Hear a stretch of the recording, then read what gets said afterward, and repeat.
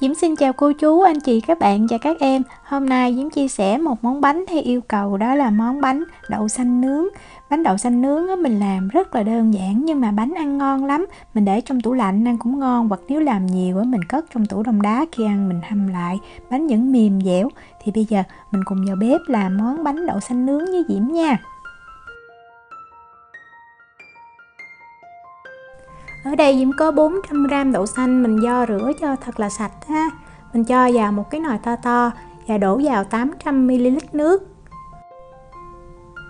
1 muỗng cà phê muối thì Diễm cân khoảng 4g. Bật bếp lên đó, mình nấu cho cái nồi đậu này nó sôi. Khi mà nước sôi lên rồi thì mình hạ xuống cái lửa trung bình. Mình dùng muỗng mình hớt bọt cho sạch và mình để cho cái nước nó sôi lăn tăn từ 8 cho tới 10 phút ha. Khi mà mình thấy là cái đậu nó rút nước còn xăm xắp cái mặt đậu thì lúc đó mình bắt đầu mình hạ lửa, mình đậy nắp lại và mình nấu trong vòng 20 phút thì phần đậu xanh của mình mềm. Đối với làm bánh này thì mà đậu mà vừa nấu chín xong là mình mang mình làm liền, mình đừng có nên để cho đậu nó nguội. Thì sau 20 phút đậu của Diễm đã chín. Thì mở nắp ra đó, Diễm cho vào 400ml nước cốt dừa, Diễm dùng coconut milk nha. Mình trộn lên tí xíu, tại vì ở dưới cái đáy nồi có thể đậu xanh nó dính á. Rồi bây giờ mình có thể cho vào máy xay sinh tố, mình xay cũng được, hoặc là Diễm dùng cái máy xay cầm tay này Diễm xay. Miễn sao cho cái đậu xanh với lại nước cốt dừa của mình nó thiệt là nhuyễn mịn là được. Đó, Diễm xay xong để Diễm quay gần, đó nó đã nhuyễn mịn như vậy nè.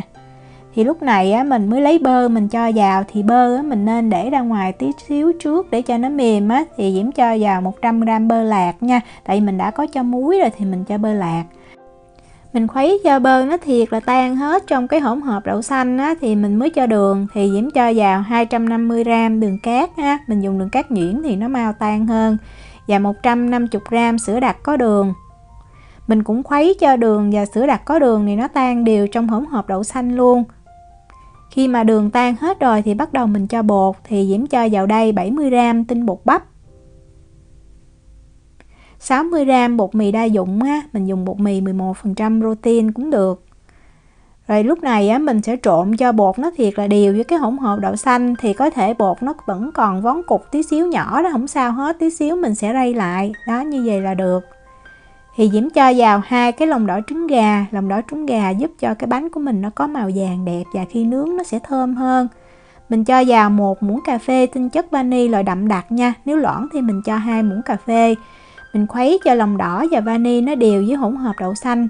Và bây giờ mình dùng một cái rây đó, mình rây lại để có những cái đậu nó còn chưa có nhuyễn với phần bột nó còn lợn cợn thì mình rây cho nó mịn luôn. Đó, mình chỉ phết nhẹ thôi ha, còn cái phần này là như vậy thì mình bỏ đi. Vậy là mình đã xong được cái hỗn hợp của bánh đậu xanh rồi, rất là đơn giản. Bây giờ mình đi làm nóng cái lò nướng nha. Mình làm nóng lò nướng trước khoảng 10 phút Diễm bật 2 lửa trên và dưới, mình không bật quạt, nhiệt độ là 180 độ C, 356 độ F.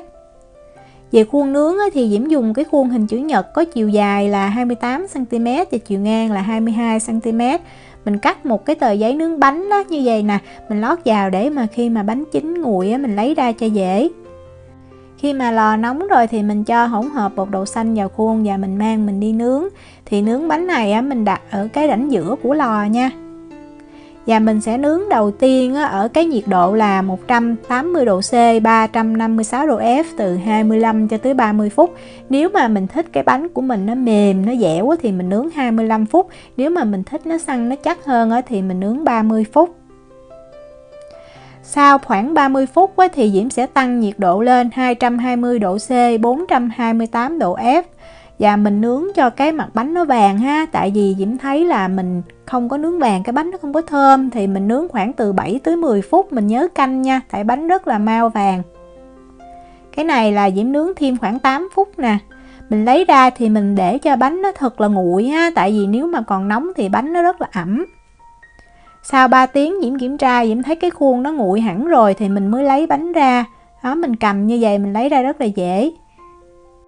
Nhìn bánh mình thấy cái bánh nó vàng đều, lại thơm nữa, thơm lúc mà nướng rồi cả nhà đều nghe cái mùi bánh đậu xanh nướng này luôn Để Diễm cắt ra thử. Ngay giữa bánh á, mình sẽ thấy là nó sẽ không vàng bằng là phía bên ngoài cái rìa, cái cạnh ha. Lúc mà mình rờ vào cái bánh này đó, nó mềm ha. Và ở trên á, mình nướng á, mình tăng nhiệt độ về vậy nó có cái vành này nó thơm lắm. Bánh này á, nếu mà mình cất tủ đông đá thì được 3 tháng, nếu mà cất trong tủ lạnh á, thì được 5 tới 7 ngày. Nếu mà cất tủ lạnh mình thích ăn mềm dẻo hơn á, thì mình hâm lại trong lò vi sóng. Diễm chúc cô chú, anh chị, các bạn và các em thành công với món bánh đậu xanh nướng này nha. Nếu mà có thắc mắc gì thì cứ để lại lời nhắn hoặc là gửi tin nhắn cho Diễm. Diễm cảm ơn sự quan tâm theo dõi video rất là nhiều. Hẹn gặp lại trong những video tiếp theo. Chào tạm biệt.